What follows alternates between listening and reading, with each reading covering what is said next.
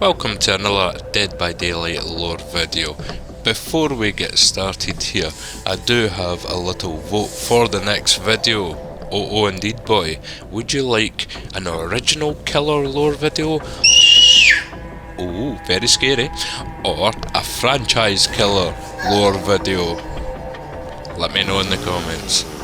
Here we go. Time for a little bit of Hillbilly, shall we? Alright lads and lassies, gather round because today we're diving into the sad, bizarre and somehow still absolute hilarious tale of the Hillbilly. Or as I like to call him, Leatherface's Scottish cousin who shops at the farmer's market.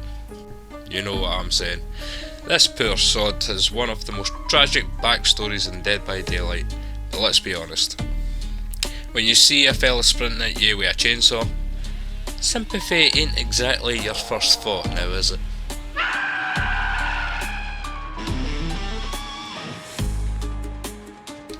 Right, so our boy here is called Max Thompson Jr. A name that just screams doomed fae birth, eh? Born in the American South, his life started shite, and somehow managed to get even shiter. His parents, Max Sr. and Evelyn, were rich as sin, and had a lovely farm. Except rather than enjoying farm life like normal folk, they took one look at their newborn and went, "Aye, let's lock this one in the basement." Seriously, the poor wee guy was born with some deformities. Instead of, taking him to the doctor like normal humans, they decided the best solution was to chain him up like a particularly ugly family heirloom. We could love him, we could raise him, we could teach him kindness. Nah, dungeon it is.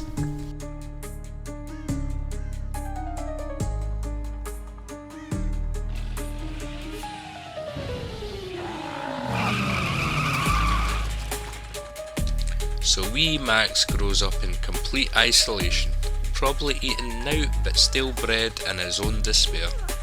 Eventually the lad gets a wee bit restless, because shockingly, locking a child in a cellar doesn't do wonders for their mental state. One day he breaks free. He takes one look at the outside world and thinks, right, time to commit some murders, lads. Now, did he have a wee bit of reason to be upset? Absolutely.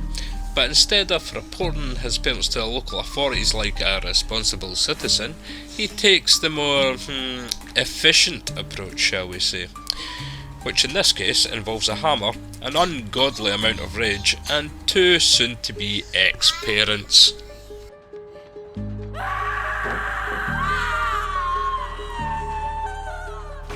Now, after redecorating the farmhouse with a fresh coat of blood-spattered chic, Max decides to wander the lands, chainsaw in hand like some sort of countryside Grim Reaper.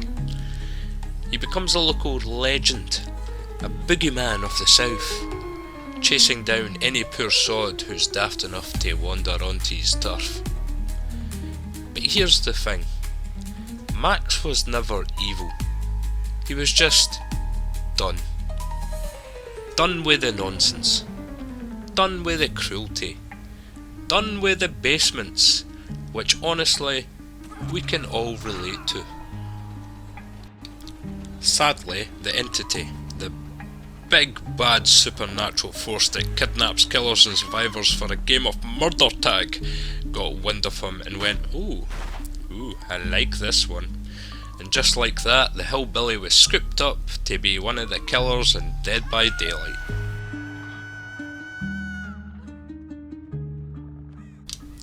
So there you have it, the tragic yet deeply mental tale of the Hillbilly.